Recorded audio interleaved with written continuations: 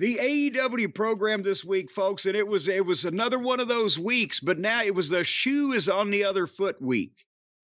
Because remember, it was a couple weeks back when the folks on Dynamite at AEW had to move nights and they had to go to Tuesday, where the incumbent is NXT on the CW network.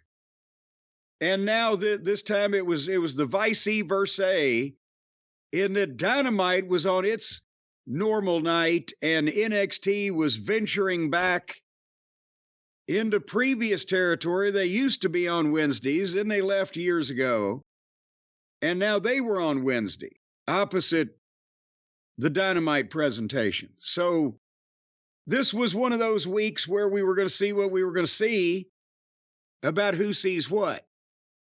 See what I'm saying? If you're the person who owns Wednesday night, if you're Tony Khan, but just any wrestling promoter in that spot, do you load up this show against NXT, or do you just do what you're going to do anyway? Well, herein lies the problem. If it was a normal situation, I would say that if I was the incumbent, I would make sure it was a good show. I would think that normally the person who's on the regular night wins the night pretty much regardless of who it may be. But I wouldn't, just put like one of those Raws from Saudi Arabia where it just, oh, geez, will this ever get over with? I would make sure it was a good show, but I don't know if I would do Starrcade 86 on, and if I was the other side, if I was the ones going to that night, I would try to do that because now I'm on a different night. And at the same time, it depends if it's competitive, because if it's not competitive, you don't want to load your show up and nobody see it, right? So AEW has to think about that. We've talked about that before.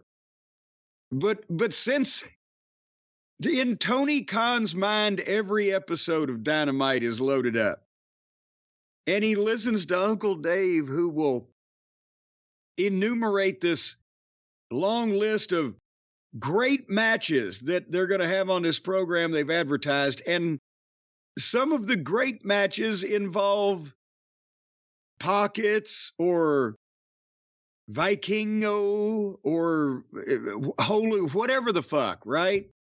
So great is being bandied around, a little loosely these days anyway.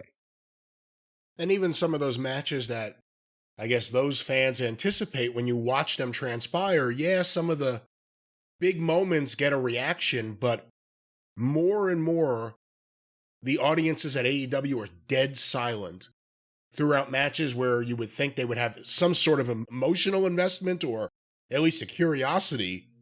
Something to make you buzz, like the buzzing behind me right now.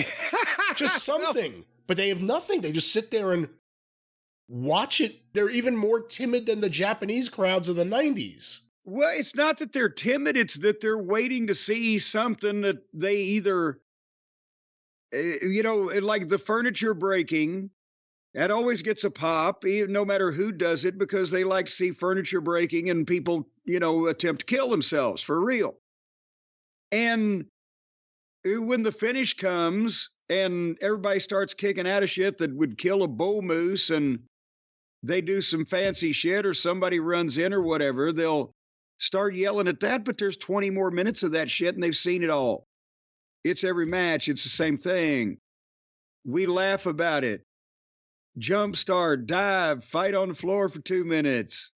I mean, all the patterns that we talk about. So if you're there live and you're waiting to see the things you came for, which are the really big stars, the furniture breaking, and is there going to be some kind of surprise? Because now people expect Tony's moments. Tony loves to have moments without any build or logic or rationale or restraint involved in how many moments you give them, until all the moments become one of those goddamn montages for We Didn't Start the Fire. Did I go too deep on that reference?